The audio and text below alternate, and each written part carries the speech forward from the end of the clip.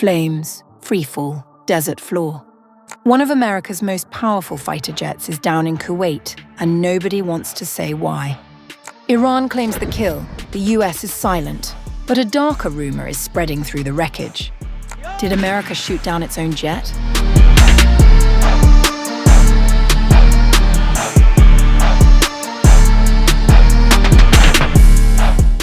A United States Air Force F-15E Strike Eagle fighter jet has gone down in Kuwait, with dramatic footage circulating on social media showing the twin-engine aircraft engulfed in flames before plunging into the desert floor. The crash occurred in northern Kuwait near the Iraqi border, in a sparsely inhabited location close to the Khor Abdullah waterway that divides Iraq and Kuwait. The pilot successfully ejected before the aircraft went down and is reported safe.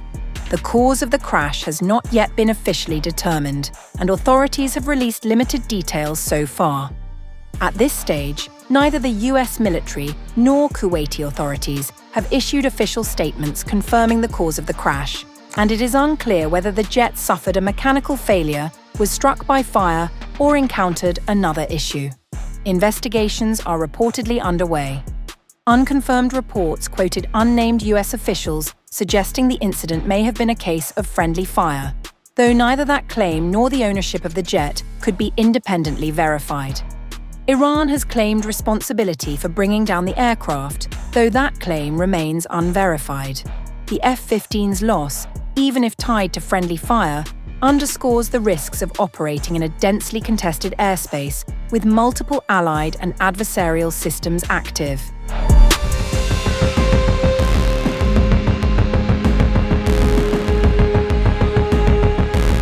US President Donald Trump has vowed to continue the righteous mission against Iran that combat operations until all of Washington's objectives are achieved, adding there will likely be more US troop deaths in the process. Combat operations continue at this time in full force, and they will continue until all of our objectives are achieved. We have very strong objectives. They could have done something 2 weeks ago, but they just couldn't get there. Speaking in a video posted to his Truth Social account on Sunday, Trump again framed the war against Iran as a response to an existential threat to the US. An Iranian regime armed with long-range missiles and nuclear weapons would be a dire threat to every American. We cannot allow a nation that raises terrorist armies to possess such weapons, would allow them to extort the world to their evil will. Trump and his top officials had repeatedly made similar statements in the run-up to February 28th attacks, which killed Iranian Supreme Leader Ayatollah Ali Khamenei and several high-ranking members of the country's leadership.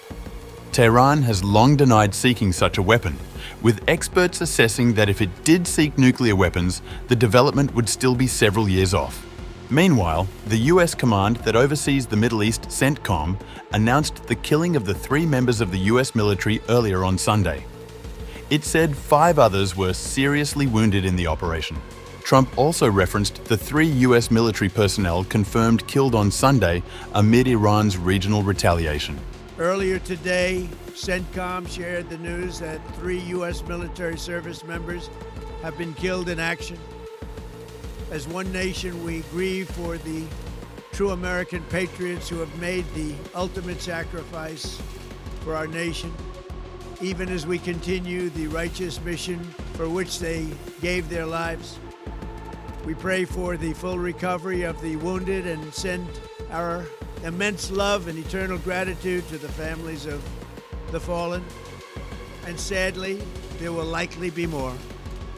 Before it ends, that's the way it is. But America will avenge their deaths and deliver the most punishing blow to the terrorists who have waged war against basically civilization. They have waged war against civilization itself. The speech marked a stark contrast to several interviews Trump had given throughout the day, in which he appeared to float diplomatic off-ramps. The US president also said that America had destroyed and sunk 9 Iranian naval ships, some of them relatively large and important. Have you seen anything like it? We have hit hundreds of targets in Iran, including Revolutionary Guard facilities, Iranian air defense systems. Just now, it was announced that we knocked out 9 ships plus their naval building, all in a matter of literally minutes. In a post on X, CENTCOM said they destroyed the headquarters of Iran's Islamic Revolutionary Guard Corps, saying a large-scale strike had cut off the head of the snake. The Iranian Islamic Revolutionary Guard Corps, IRGC, killed more than 1,000 Americans over the past 47 years. Yesterday, a large-scale U.S. strike cut off the head of the snake. America has the most powerful military on Earth, and the IRGC no longer has a headquarters. Meanwhile, speaking to The Atlantic magazine, Trump said the country's new leadership wants to talk with him and that he plans to do so. They want to talk, and I have agreed to talk, so I will be talking to them. They should have given what was very practical and easy to do sooner. They waited too long. Most of those people are gone. Some of the people we were dealing with are gone because that was a big hit. Earlier on March 1st, Iran announced a 3-member interim leadership council to run the government in the wake of Khamenei's killing. It includes President Masoud Pezeshkian, the Chief Justice of the Supreme Court, Gholam Hossein Mohseni-Ejei, and a member of the Guardian Council, Ayatollah Alireza Arafi, Secretary of the Supreme National Security Council of Iran, Ali Larijani, who is considered as the power broker in Iran, in Khamenei's absence, in a post on X. Trump plunged the region into chaos with his delusional fantasies and now fears more American troop casualties. With his delusional actions, he turned his self-made America First slogan into Israel First and sacrificed American soldiers for Israel's power-hungry ambitions. Trump acknowledged that some of the negotiators involved in the talks with the US had since been killed. Some analysts have argued that Iran's new leadership will likely be wary of engaging with the Trump administration, given its track record. The US also launched attacks alongside Israel during US-Iran negotiations in June last year. The new leadership could instead pursue a protracted conflict that could be politically damaging for Trump, some experts have said.